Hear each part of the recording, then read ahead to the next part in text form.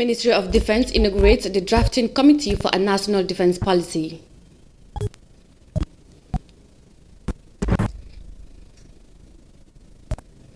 Two newly appointed ambassadors present letters of credence to the Gambian leader.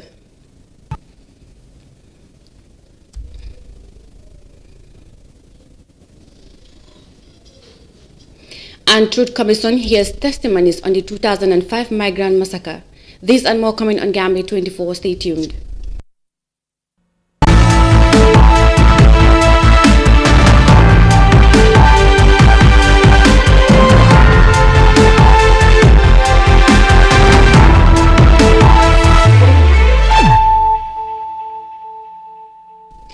Good evening, this is Gambia24 News Bulletin with me, Mariama Cham. Thanks for joining us, and now the news in detail.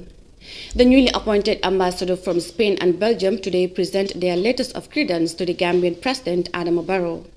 The Spanish ambassador, Ms. Olga Gomez, and the ambassador of Belgium, Ms. Hubert Roysen, both extend their country's commitment in enhancing the cordial relations between their nations and the Gambia. Our State House correspondent Sohna Tunkara was there, and she now reports. The two ambassadors were received by the head of state, President Adama Barrow, and the first to present copies of letters of credence was Her Excellency Ms. Olga Cabaka Gomez, the ambassador of the Kingdom of Spain to the Gambia, followed by His Excellency Mr. Hubert Roysen, the ambassador of Belgium to the Gambia. The envoys indicated their country's commitment in strengthening relations between the Gambia and their respective countries in various mutual areas of interest. We are very supportive of all the reforms and the democratization process that is taking place in the Gambia, because we think that that's going to be in the interest of all the people of this country. And of course, we have also had the opportunity to talk about the bilateral relationship that is very strong, but we would like it to be even stronger. We would like to see a lot of Spanish companies investing here in Gambia. The newly appointed ambassador, His Excellency Hubert Roysen, reaffirms his nation's commitment in fostering the already existing relations both countries share in various sectors.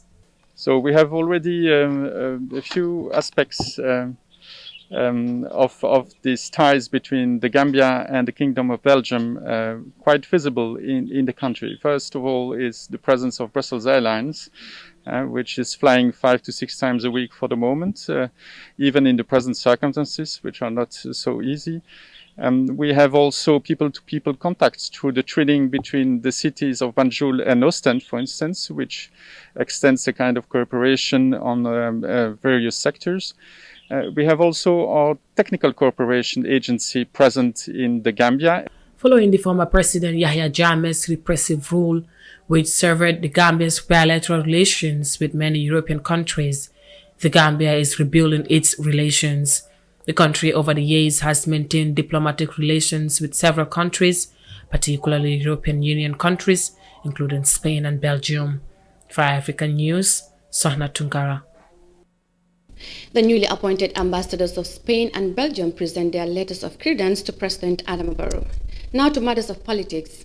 Mamajik Njai, Administrative Secretary of the National People's Party (NPP), has told iAfrica TV that President Barrow's newly launched party could collate with the former ruling APRC party in the upcoming December 2021 presidential elections. He said negotiations between the two parties could only start at the appropriate time. Binta Jallo tells us more. Last month, President Adama Barrow held a grand luncheon for his National People's Party as different political parties intensified their preparations ahead of the much-anticipated 2020 December 4th presidential election. The party's administrative secretary, Mamajik Njai, has said that their party could collide with any political party, including the APRC, in the forthcoming December polls. The Green Party over the weekend held its 7th Congress with a renewed commitment of returning to State House. According to Mamajik Njai, talks of a coalition between the two parties haven't started, but there is a high possibility for negotiations. Negotiation possibly no, not yet, but it may happen. Because I never shy away from taking that responsibility that if the time is ripe, we are going to engage the APRC into negotiations. Why not? It is a legally registered political party. It has not been deregistered, has it been? So therefore, it is a legally registered political party operating legally in this country. And I keep emphasizing one thing, that no civilian supporter of the APRC has been incriminated in any human rights violation. So why shouldn't they, as citizens, be engaged in moving this country forward? Everybody who is mentioned in the TRRC is one way or the other a security official, not a civilian supporter of the APRC. Those people, as far as I know, have not committed any crime. Responding of a possible condition from the APRC party, Mamojik Njai says it all depends on the negotiations. You see, in a negotiation, there cannot be any rules that the other party has to follow. So APRC cannot give us rules that we have to follow. No, it is going to be a negotiation of equals. And then what comes out from the negotiation will depend on how each party is willing to compromise their position. But for now, I don't want us to be involved in conjecture saying what if not. It has not happened yet, and I have no doubt that we will cross that bridge when we get there. President Adama Barrow has earlier seemingly confirmed speculations about forming a coalition with the former ruling party, Alliance for Patriotic Reorientation and Construction, by admitting that it's a possibility. Officials of the APRC said they are also open for negotiations, but have not reached an agreement with any party. Reporting for Africa TV, Binta Jallo. NPP's administrative secretary says they could collate with APRC in the forthcoming presidential elections. Now, the Ministry of Defense has on Wednesday inaugurated the first ever drafting of national defense policy for the Gambia since independence at the Sadara Kerawa Jawara Conference Center. This is aimed at ensuring full civilian control over the armed forces as stipulated in the security sector reform recommendations. Africa TV's Ndaisise was at the inauguration and she now reports. The first ever defense policy, when drafted, is expected to be the most important document that will guide the Ministry of Defense in its mandate to function more effectively as an oversight body of the Gambia Armed Forces. Speaking at the inauguration ceremony, the Deputy Chief of Defense Staff, Major General Mamat Ocham, says this document will ensure that laws and policies are in line with the Constitution.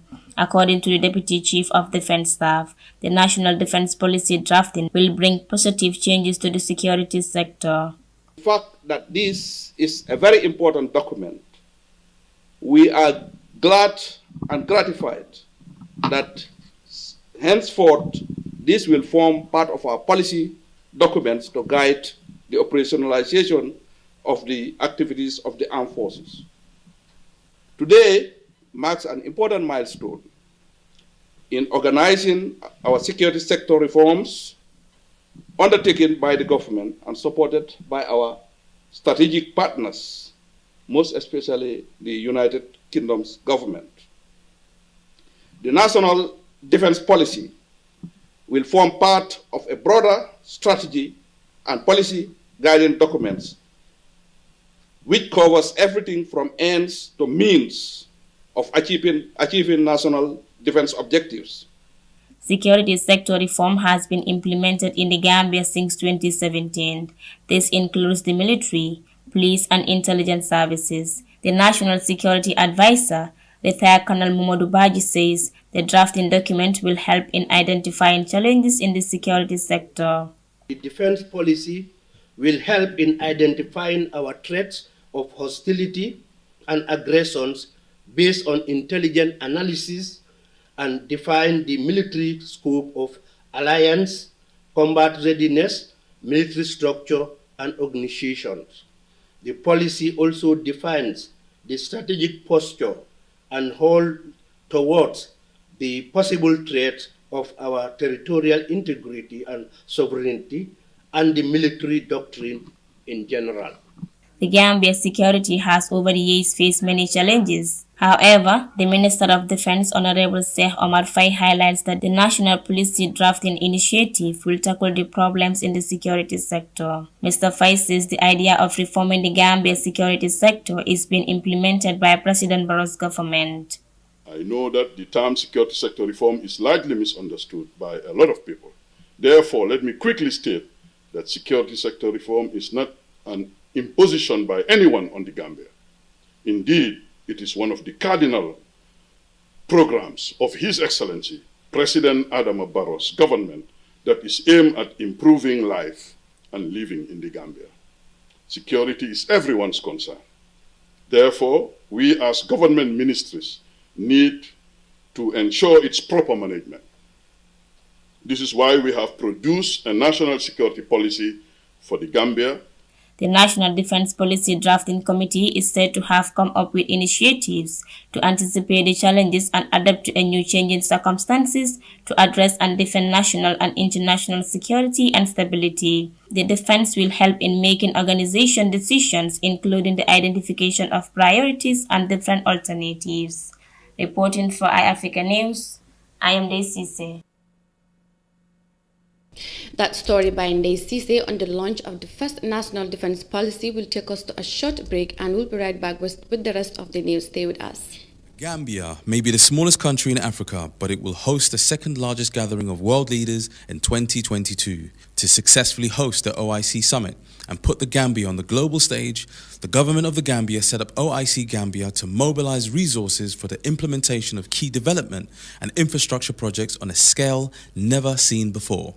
20 new roads will be constructed across the country, and the Bertel-Harding Highway will be expanded into a dual carriage highway of 2 lanes on each side from the airport to Sting Corner. All people in the Gambia deserve clean water and a constant flow of electricity. Therefore, an entirely new water system will be constructed, including new transmission and distribution networks to meet the increasing demand.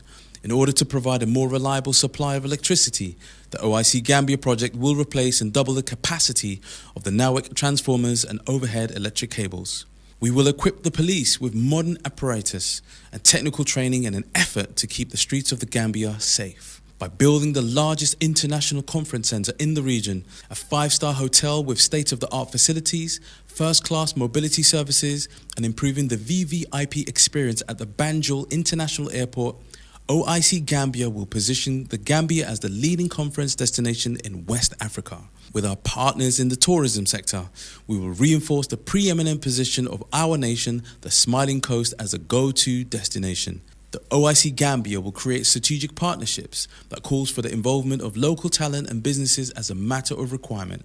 In short, OIC Gambia projects will create jobs, boost commerce, accelerate growth, improve the urban outlook and lifestyles of many families across the Gambia. So let's support the OIC Gambia as it prepares us for one of the biggest global events.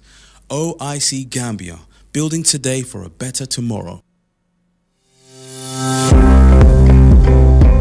Are you an IT lover looking for opportunities? Did you know you can find a wide range of education or specialized training institutes in the Gambia, such as Suna Institute of Science and Technology, CAMSIS Technology, and Insight Training Center offering information technology training? You can explore the diverse world of information technology with the use of computer, storage, networking, and other physical devices. As a certified information technology graduate, you stand a better chance of exploring meaningful opportunities such as finding your dream job or starting your own business. These institutions do not just stop at certified training. As a graduate, you can benefit from career guidance opportunities, including job application and interview preparation. Are you one of those who believe that taking the back way is the only way to success? Head over to wakawell.info/Gambia to find out more about safe migration procedures and local opportunities for education, employment, and entrepreneurship in the Gambia.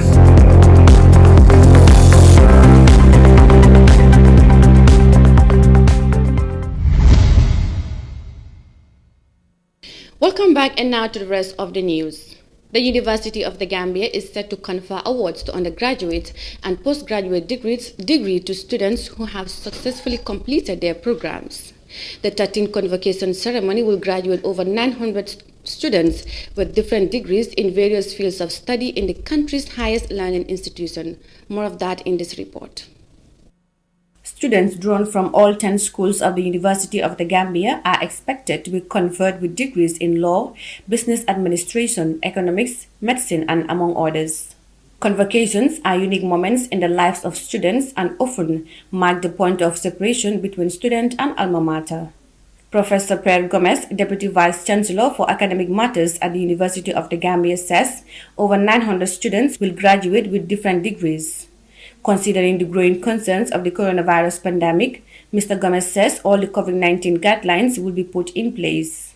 For the first time, we're going to graduate also a cohort of PhD holders, homegrown, in public administration, and also some other new master's programs.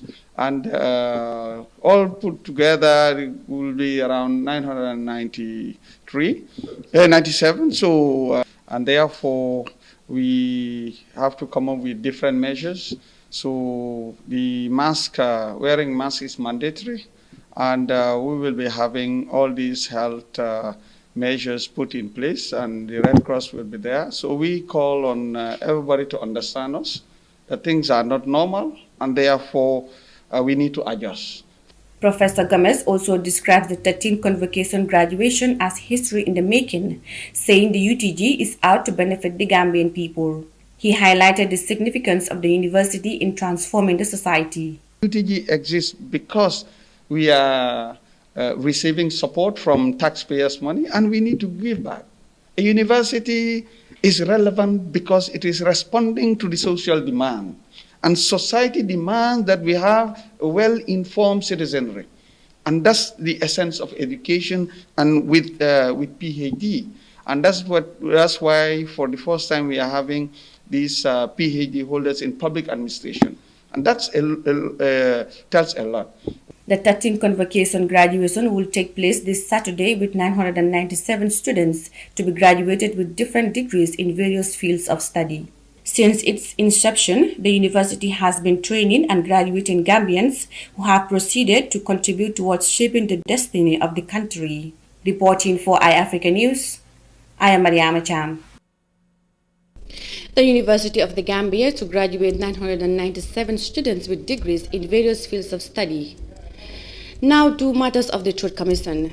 About 50 West African migrants were killed in the Gambia under ex-President Yahya Jammeh. The Gambia security forces arrested migrants bound for Europe on suspicion of involvement in a coup attempt.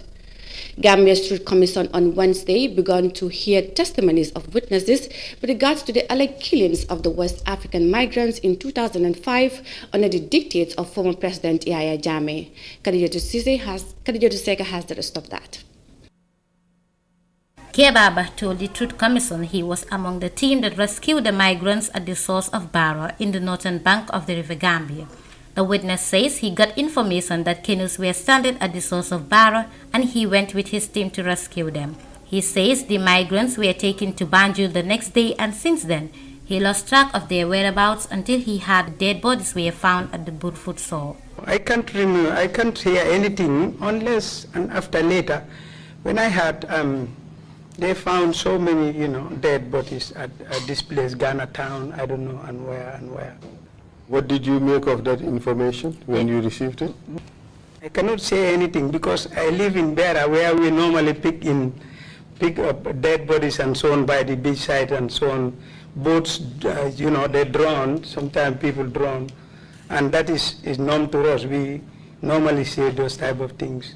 Next to face the commission was Mr. Maulud Fall, who also gives account of how the 22nd July 2005 event took place. Mr. Fall says he was informed by his boss that there were people stranded at Baraso who were probably drug traffickers. Upon reaching at the site, the witness says the suspected traffickers were found to be migrants. That these people instead, what we thought of as drug traffickers, I don't see that sign. And I believe these people, where I saw them, they were almost over. I don't count them in person. I don't know the number exactly. But why? I would estimate almost dem na be over 50. weesu na daal juróom fukki nit. At that point of time, ci jamono boobu rek, I believe that these people were migrants. ci la njort ne ñi ay doxandeem lañu. Because they were not carrying things that would make me to believe that these people were, these people are drug dealers or whatsoever. They were carrying just small bags, and these people looked like people who were worried, people who were hungry. The government of the then President Jammeh had denied allegations of the killings of the migrants. In previous TRRC settings, the junglers who testified before the commission said they killed the West African migrants on orders of Yahya Jammeh. The families of more than 50 Ghanaians and other West African migrants killed in the Gambia some 16 years ago are yet to learn the full truth and obtain justice concerning the massacre. But with the unfolding of revelations at the TRRC, a lot will be known about the incident and steps may be taken to obtain justice for their families. Reporting for Africa News, I am Khadija Seka. That TRRC report by Khadija Seka will bring us to the end of Gambia24 News. I was your presenter, Mariama Cham. Thanks for watching and good night.